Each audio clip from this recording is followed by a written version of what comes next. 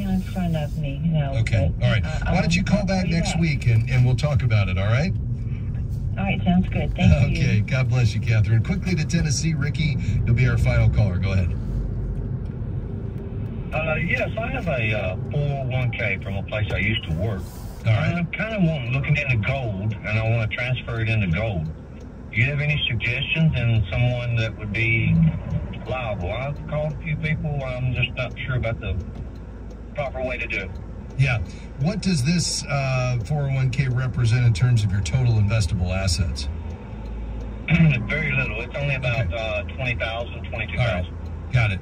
Yeah, one thing you could do, Ricky, would just be to roll it to an IRA. It's just a Fidelity or Schwab, not a gold IRA where they're going to hold physical gold, but just a traditional IRA at one of the discount brokerages, and then buy one of the gold trackers like GLD. There, you could just search gold ETFs in your search engine and you'll see all of them. And that would follow the price of gold, but you're buying it like a stock. If you wanted to buy the physical gold, well, then you need to go with an IRA custodian that is equipped to do that and store it and protect it and so forth. I wouldn't be able to make a recommendation on a specific company. I would just say do your research online. But if you want to do it through the means I mentioned, that would give you the flexibility at any point to sell that position and buy something else. So you, again, just roll it to a Fidelity or Schwab and then buy the gold tracker. Otherwise, I'd do a lot of research before you pick a custodian for the gold IRA. Thanks for your call today. Folks, that's going to do it for us. Let me again mention, if you'd like to support our work here at Faith and Finance on American Family Radio, we're trying to close a gap between now and the end of September of $5,000. You can help at faithfi.com. Click give. That's faithfi.com. Click give. Thanks to my team today, Devin, Jim, and Robert. Have a great weekend. We'll see you next week. The views and opinions expressed in this broadcast may not necessarily reflect those of the American Family Association or American Family Radio. 90.5 KTXG, Greenville, Dallas. It's the laugh of a baby. Some only believe that life begins when the baby is born, but that's just not so. Psalm 139:13 tells us that God knits us together in the womb at conception.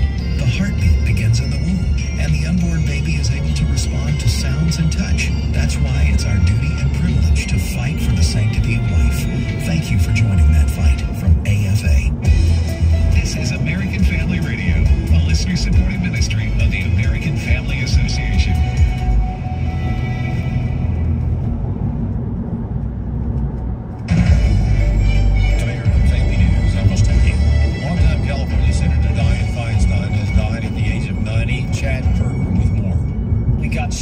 Rumblings about this overnight. Senator Feinstein voted yesterday morning in the Senate, but did not attend a Democratic caucus meeting later in the day, and she also did not vote in an afternoon vote series. She was 90 years old.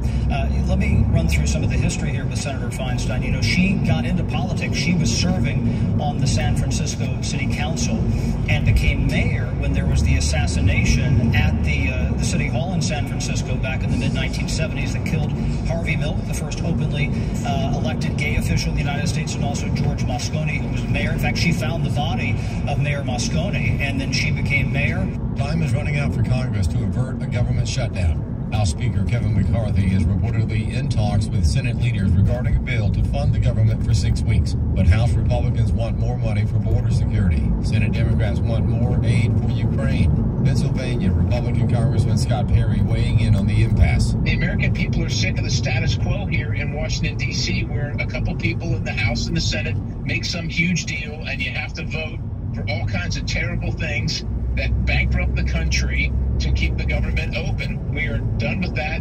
Another round of looting and flash mob thefts taking place in Philadelphia. Christina Coleman reports. The looting started that evening after a judge ruled to dismiss charges against a local police officer who shot and killed 27-year-old Eddie Irizarry during a traffic stop back in August. Demonstrators peacefully protested the judge's decision. However, police say criminal opportunists took advantage of this heated moment and went to town ransacking and stealing from a whole host of businesses, including Foot Locker, Lululemon, GameStop, and at least 3 pharmacies stealing medication. The Pennsylvania Liquor Control Board closed its 48 Philadelphia locations after thieves smashed their way through at least 18 state-run liquor stores during all the mayhem. A teacher and some Disney employees are among more than 200 people arrested in a Florida human trafficking operation. 3 Disney employees among the 219 people arrested. And says Polk County Sheriff Grady Judd,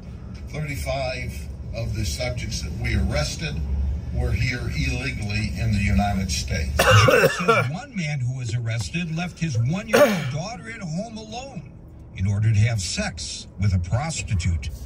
Gary Baumgarten, Fox News. A constitutional attorney says he couldn't watch all of Wednesday night's Republican debate because with all the interrupting and insulting, it just became very difficult to watch. Chad Groening has more. Coming out of Wednesday night's second GOP presidential primary debate in California, a number of observers felt the moderators lost control as the candidates talked over one another and hurled insults at each other.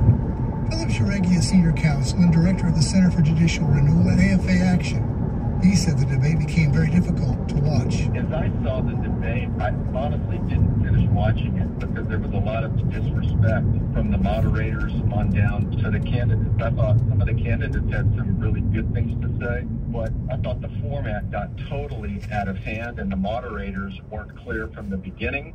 And then people were interrupting each other and insulting each other, and it just became very difficult to watch. Jareggi says based on what was said, he doesn't know if the field should be narrowed for the next debate. Maybe what you do is you take the 2 or 3 people that are lowest in the polls that the voters are already saying they're the least of the candidates, and then you narrow it and you have a better format and a better discussion that's really going to be helpful to voters. The next GOP debate is on November 8th in Miami. I'm Chad Groening. The U.S. has seen a dramatic increase in crime in some of the largest cities. Kentucky Attorney General Daniel Cameron says this crime spike is because the far left has been discussing defunding the police. He says he is running for governor in his home state. We have a governor, believe it or not, who let out during his term 2,000 criminals, and a third of those recommitted felony offenses, making our communities less safe and law enforcement's job much harder. How much do you? Are you able to stand steadfast in this post-Christian world? Join Frank Turek, Gary Habermas, Hugh Ross, Richard Howe, and more than 40 other speakers for Southern Evangelical Seminary's 29th Annual Steadfast National Conference. No matter where you are on your faith journey, you will leave this event better equipped to penetrate the culture with the gospel and defend the truthfulness of Christianity. It all happens October 13th and 14th at First Baptist Church in Rock Hill, South Carolina. Register now at ses.edu/national conference. This is Trivia Friday. The number to call with your question or your answer to a question is 888-589-8840. What is the proper name of a hot dog? Absolute delight. It is an absolute delight. But I'll give them my A+ for being able to eat ice cream with chopsticks. That's a real talent right there. I stayed 5 hours at a Japanese restaurant one time trying to eat soup.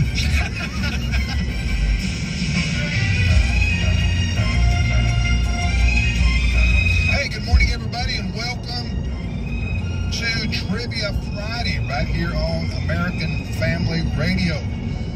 I'm Tim Wildman. Thanks for listening to AFR. So the band's back together here. The boys are back in town. Ed Tagliano.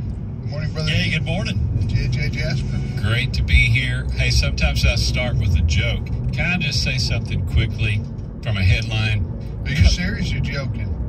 Well, we're going to find out, I assure you. Coast Guard arrest a man trying to run a giant hamster wheel across the Atlantic.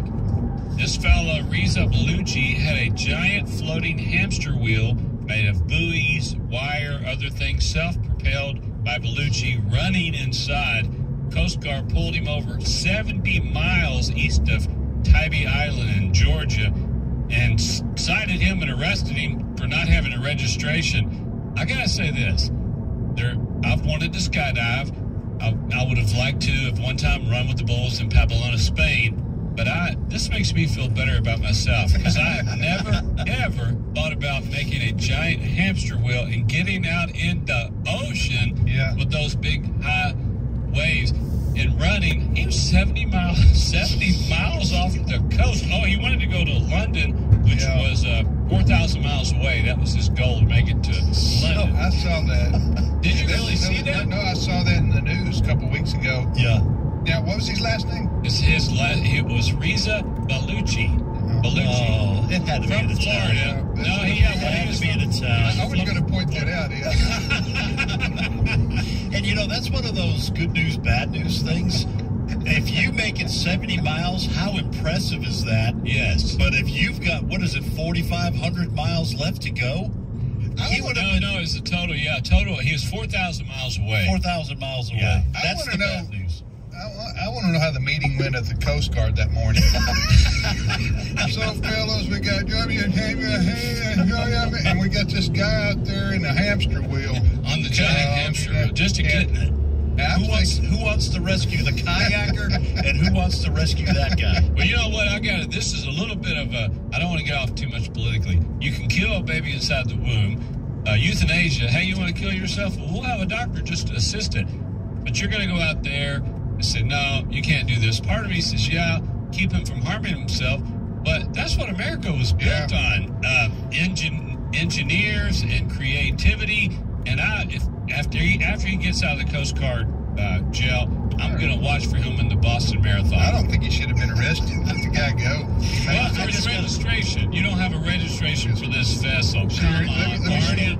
A little historical correction here. Yes, JJ, America was built on engineers and inventors. It was also built on the shoulders of not a few idiots. But lots of idiots helped build America. And this guy seems like one of them. In my family. I have a family tree, and somebody marked it, went through the whole thing, and then like 4 of them it says idiot. Idiot branch. Idiot branch. Idiot branch of the family. Yeah, I've had a few. Let's go. All right, Trivia Friday it is. We're going to ask 3 trivia questions each. You're going to call in and ask us a question. So ask and answer. That's how we do this. And is this today first time callers only? No. If you're eligible to call in and be on the air with us right now. If you've not been on in 8 weeks, we have an 8-week waiting period between calls right now, between on-air appearances. Here's the phone number to get on the air for Trivia Friday: 888. You want to repeat that in? 888 589 589 8840 888 589 8840. Yes, sir. And you can watch this here show if that's what you want to do. We're waving at you right now on Facebook Live. We're waving at our folks who are watching on Facebook Live. Type in today's issues or our own video streaming service, streaming.afa.net. Streaming.afa.net. You do have to be 11 years old or older to call in. JJ? Oh, I'm sorry. No, go ahead. This is the first time in a couple of weeks we've been We're together. a little rusty. A little bit clumsy. A little bit rusty. So one of those 9 questions is what, JJ? That's right. One of those 9 questions is a mystery question. You don't know which one it is, but if you happen to land on the mystery question, answer it correctly, you'll hear this sound.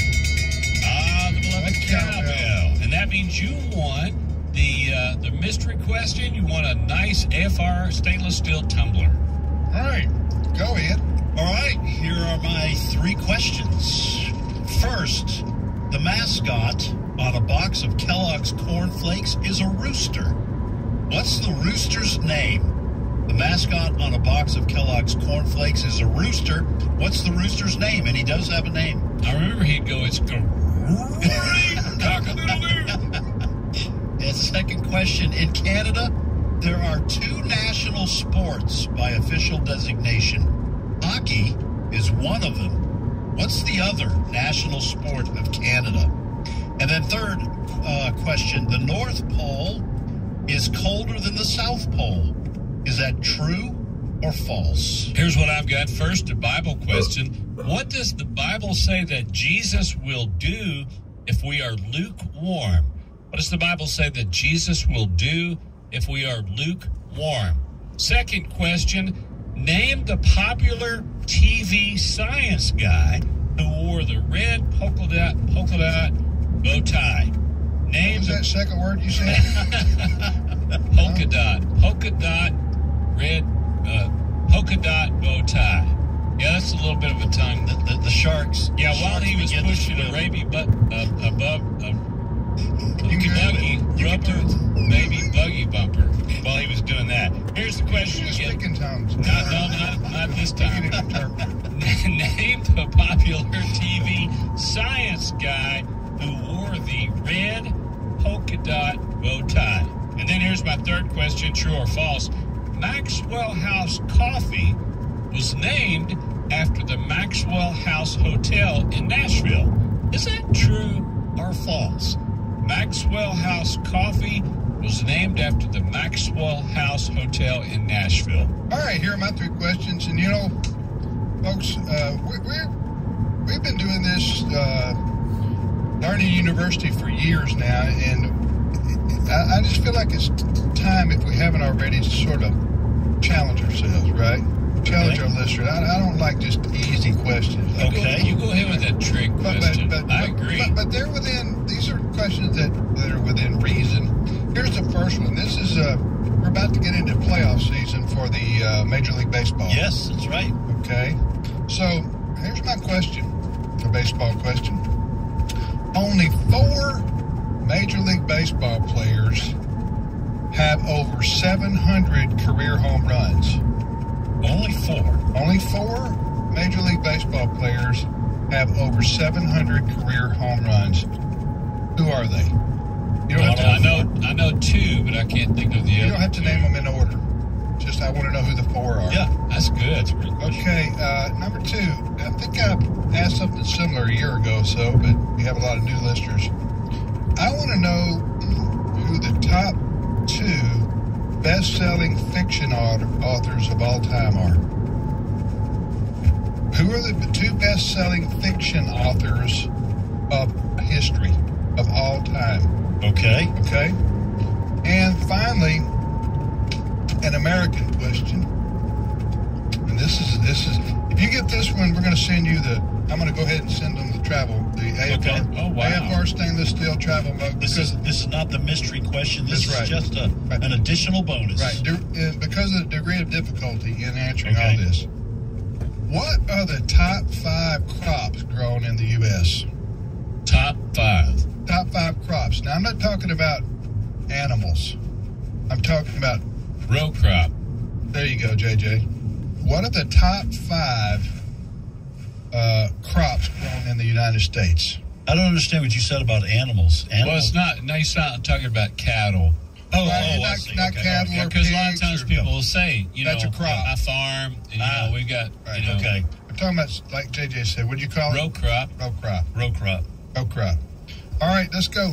All right, let's go to Texas first. What do you say, boys? I'm ready. Graham is on the line. Graham, welcome to Trivia Friday. Thank you very much. I'm really honored to be on with you guys. It's As you should I've be. been learning a lot from you. Yes, Graham. And we welcome you to this here institution of higher learning. Graham, what part of Texas? Well, I'm learning from you guys, and I'm in Abilene, right here in central West Texas, or whatever you want to call us, but God's country. Yes, absolutely. Y'all need rain, don't you? Oh, we love rain, yes. Yeah, I mean, rain. But now if they get an inch of rain, there's going to be flooding because they don't have curbs. They don't have curbs, and they don't have rain gutter. They don't have gutters or curbs. But we have depth gauges at all the low crossings. Yes. Good. Yes, that's right. Well, hey, Graham, answer, or do both, sir? I'm going to attempt to do both. Which one do you feel good about? I think about the science guy. Here's the question. Name the popular TV science guy who wore the red polka dot bow tie. That would be Bill Nye. And Whoa! Hey! Right up the top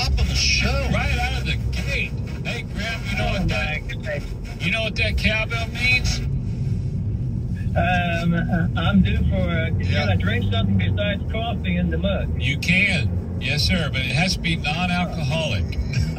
It's all you, Absolutely. Brett. Right. We like iced tea out here. Yes, sir. Our favorite drink. Well, he has a debate with Ken Ham. That's right. And I'm a curator at the Discovery Center. It's a creation museum here in Abilene, Texas. And we have a DVD with Bill Nye debating with Ken Ham. It's quite impressive. But I have a question for you guys. Well, and I tell you what, if you get it right, I'm a potter also. I'll send you a coffee mug. How about that? Wow, we'll take that. Hey, I want to stop you, Graham, for a couple of reasons. One, please stay on the line when we're through so we can get your address to send this stainless steel tumbler. Congratulations right out of the gate for getting our mystery question correct. But listen, you talked about being that curator. Thank you for what you do. Where are you located so people in there in Abilene and in West Texas can come over and check that out?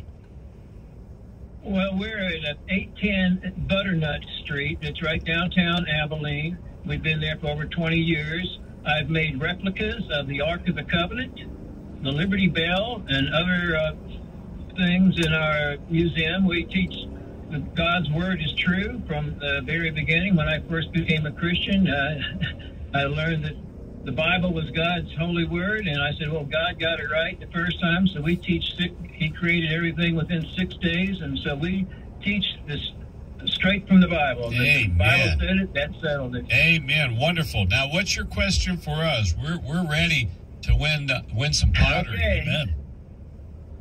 Now, this is a tough one for you. I'm going to read a quote from a famous American, and see if you can name this famous American. And I'll even, if you have trouble with it, I'll give you hints as when it was written and to whom it was written to. But I'm going to read the quote, so pay close attention to this. Here's the quote. If the French deal goes through all right, we will have no difficulty in securing all the money we need without exploiting the invention commercially or assuming any business responsibilities. It will leave us entirely free to pursue a number of scientific studies which we have heretofore carried only far enough to settle practical points. So this gentleman used your favorite one term. Word really stood out. Yeah. Okay, that's hey, would you mind reading that again? Because I know it's pretty early in America's history, but we're going to try to dial in on that. Read that one more time, please. You want a hint with the date? That would be great. Trying to help you. Yes, sir. It was written January 10th, 1906. Okay. If the French deal goes through all right, we will have no difficulty in securing all the money we need without exploiting the invention commercially or assuming any business responsibilities. It will leave us entirely free to pursue a number of scientific studies which we have heretofore carried only far enough to settle practical points. Boys, I'm going to say Thomas Edison. He's talking about the invention. I don't remember when 1906. Well, listen, don't underestimate Pee Wee Herman. Yeah, he had some amazing inventions. Yeah. Well, let me get. It was written to an engineer who lived in Chicago, and I could give you his name, but and I could give you a reason why they were writing this gentleman. See, I'm thinking electricity or. Octave Chanute was the person that received this letter. That narrows it only down. makes it more confusing. What was the man's name? Octave? Octave. See, did we just lose him? Something just happened.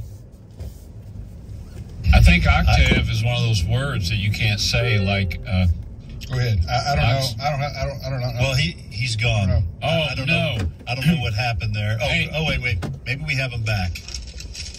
Graham, are you there? You know what? That's unfortunate. And we don't know the answer. And he won.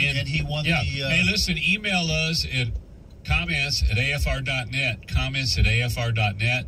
Remind us that you won the tumbler from Abilene, Texas. Give us your address and we'll send that. I don't think we knew the answer to the question. No, I don't think so. Maybe he can post it on Facebook.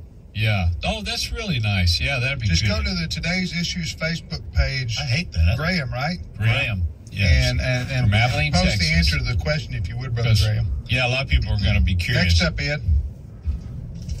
Okay, he's Cindy Roberts is telling us he's on there. But Graham, are you there? I don't have him. We don't see him on our screen. Well, there he is now, I think. Okay. Hey, Graham. Graham, I think just go ahead and give us the answer. The answer would be Wilbur Wright wrote to Oskar Schnute about their invention, the Wright Flyer. Wow. Very, very cool. Thank you for that. Hey. Pick up on that it was written in 1906, of course, after they flew. That's and right. The French is who they were working out a contract with, that they would be willing to buy it. U.S. Army actually turned them down at first. Okay. I should have known Wright that. brothers. Hey, listen. Right. All right, buddy. Hey, stay on the line so we can get your address. God bless you. Thanks for starting us out right. Absolutely. So, winner of the AFR travel mug. All right, we go next to Arkansas, and Don is on the line. Don, welcome to Trivia Friday. Good morning, Professor.